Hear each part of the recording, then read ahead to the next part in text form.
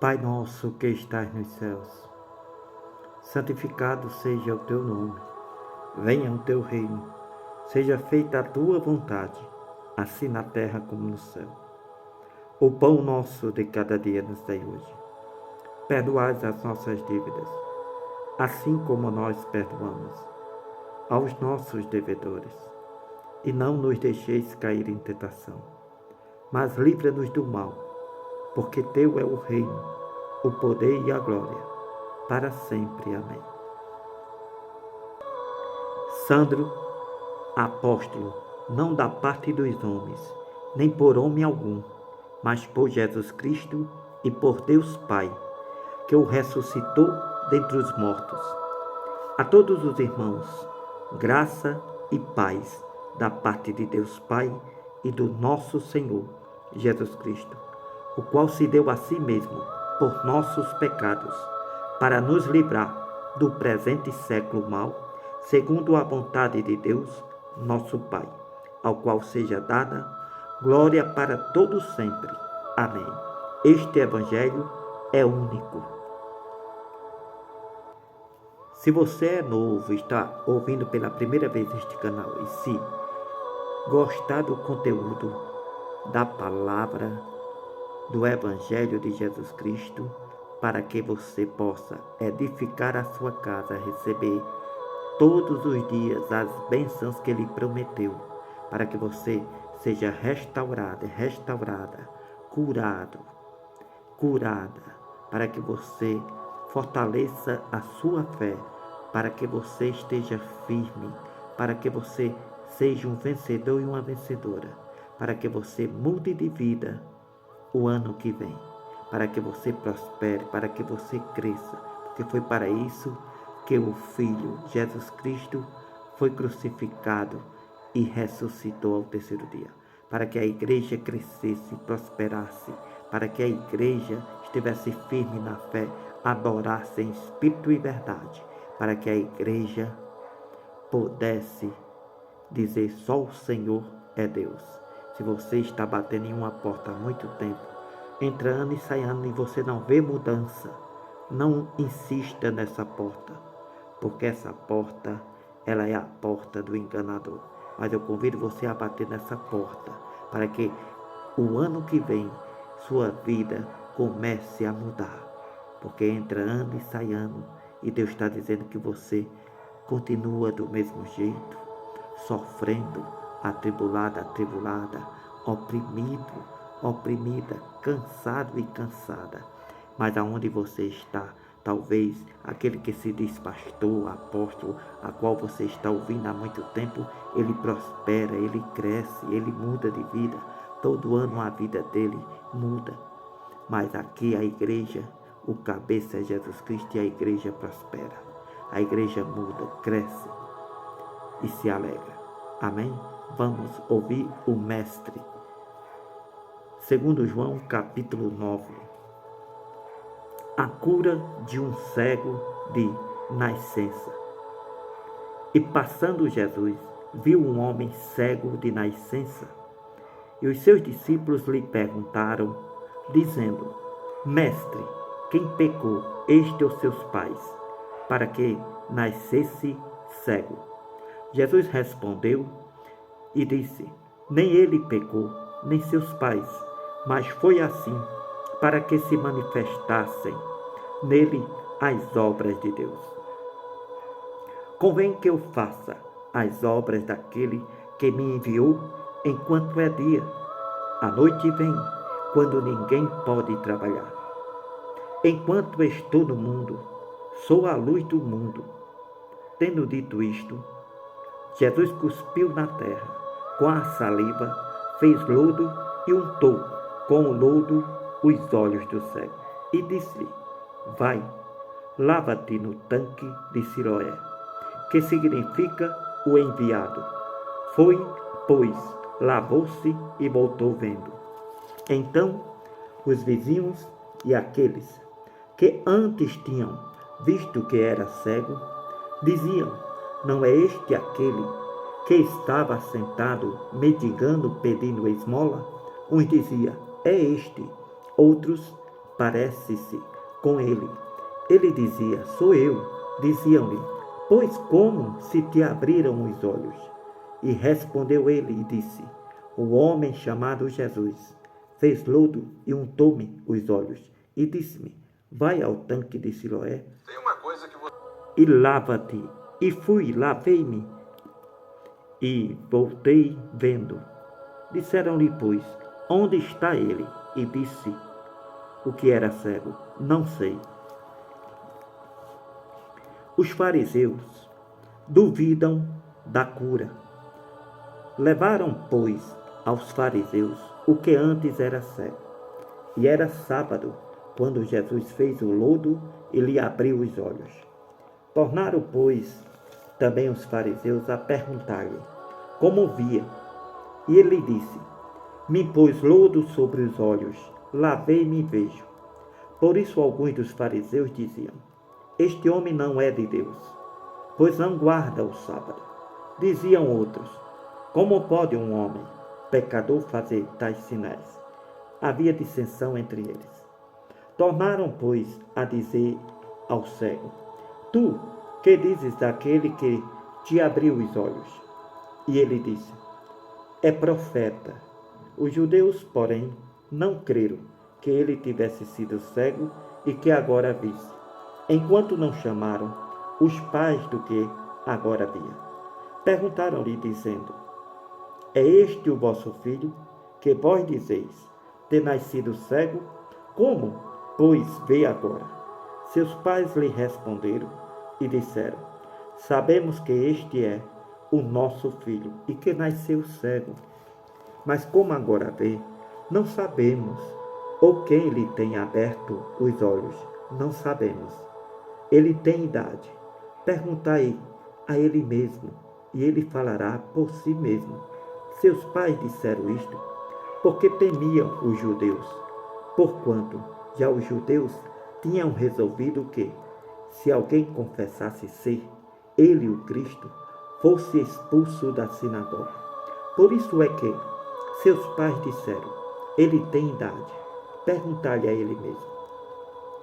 Chamaram, pois, pela segunda vez o homem que tinha sido cego e disseram-lhe: dá glória a Deus. Nós sabemos que esse homem é pecador. Respondeu ele, pois, e disse aos fariseus: se é pecador, não sei. Uma coisa sei, é que, havendo eu sido cego, agora vejo. E tornaram a lhe dizer: que te fez ele? Como te abriu os olhos? Respondeu o homem: já vos disse e não ouviste? Para que o quereis tornar a ouvir? Quereis vós, porventura, vos fazer também seus discípulos? Então o injuriaram e disseram: discípulo dele sejas tu. Nós, porém, somos discípulos de Moisés. Nós bem sabemos que Deus falou a Moisés, porém este não sabemos de onde é. O homem respondeu e disse: nisto, pois, está a maravilha, que vós não sabais de onde ele é, e contudo me abriste os olhos. Ora, nós sabemos que Deus não ouve a pecadores, mas se alguém é temente a Deus e faz a sua vontade, a esse ele ouve. Desde todos os séculos, nunca se ouviu que alguém abrisse os olhos a um que nasceu cego. Se este não fosse de Deus, nada poderia fazer. Responderam os fariseus e disseram-lhe: tu és nascido todo em pecado, e agora estás nos ensinando a nós? E o expulsaram do templo. A cegueira espiritual. Jesus ouviu que o tinham expulsado e, encontrando-o, lhe disse: crês tu no Filho do Homem? E ele respondeu e disse: quem é ele, Senhor, para que nele creia? Jesus lhe disse: tu já o tens visto, e é aquele que fala contigo. E ele disse: creio, Senhor, e o adorou. Disse-lhe Jesus: eu vim a este mundo para juízo, a fim de que os que não veem, vejam, e os que veem sejam cegos. Aqueles dos fariseus que estavam com ele, ouvindo isto, disseram-lhe: também nós somos cegos? Disse-lhe Jesus: se fosseis cegos, não terias pecado, mas agora dizeis: vemos, enxergamos, por isso o vosso pecado permanecerá. O bom pastor, capítulo 10. Na verdade vos digo que aquele que não entra pela porta no curral das ovelhas, mas sobe por outra parte, é ladrão e salteador. Mas aquele que entra pela porta é o pastor das ovelhas. A este o porteiro abre e as ovelhas ouvem a sua palavra. E chama pelo nome as suas ovelhas e as traz para fora. Quando tira para fora as suas ovelhas, vai adiante delas e as ovelhas o seguem, porque conhecem a sua palavra. Mas de modo nenhum seguirão o estranho, antes fugirão dele, porque não conhece a palavra dos estranhos. Jesus disse-lhe esta parábola, mas eles não entenderam o que Jesus lhe falava. Tornou, pois, Jesus a dizer-lhes: em verdade vos digo que eu sou a porta das ovelhas. Todos quantos vieram antes de mim são ladrões e salteadores, mas as ovelhas não os ouviram. Eu sou a porta. Se alguém entrar por mim, salvar-se-á, e entrará e sairá, e achará pasto. O ladrão não vem, senão a roubar, a matar e a destruir. Eu vim para que tenha vida, e a tenha com abundância. Eu sou o bom pastor. O bom pastor dá a sua vida pelas ovelhas. Mas o mercenário e o que não é pastor, de quem não são as ovelhas, vê vir um lobo, deixa as ovelhas e foge. E o lobo arrebata e dispersa as ovelhas. Ora, o mercenário foge, porque é mercenário, e não tem cuidado das ovelhas. Eu sou o bom pastor, conheço as minhas ovelhas e das minhas sou conhecido.